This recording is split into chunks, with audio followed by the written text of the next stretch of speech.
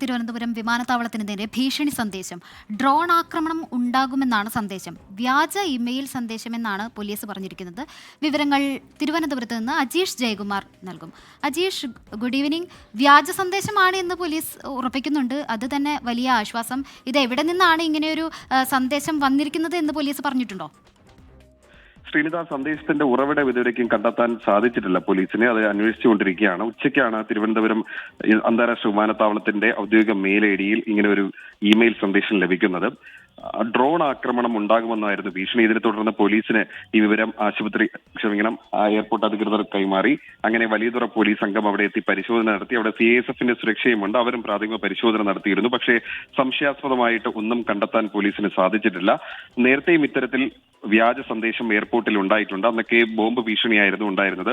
പക്ഷെ അതൊക്കെ തന്നെ വ്യാജ സന്ദേശമാണെന്ന് പിന്നീട് പോലീസ് കണ്ടെത്തുകയായിരുന്നു. എന്തായാലും ഈ ഡ്രോൺ ആക്രമണം ഭീഷണി സന്ദേശത്തെ തുടർന്ന് ഇപ്പോൾ ജാഗ്രത നിർദ്ദേശം നൽകിയിട്ടുണ്ട്. മറ്റ് പരിശോധനകളൊന്നും അവസാനിപ്പിച്ചിരിക്കുകയാണ്. എന്തായാലും വ്യാജ സന്ദേശമെന്ന നിഗമനത്തിൽ തന്നെയാണ് പോലീസ് എത്തിയിരിക്കുന്നത്.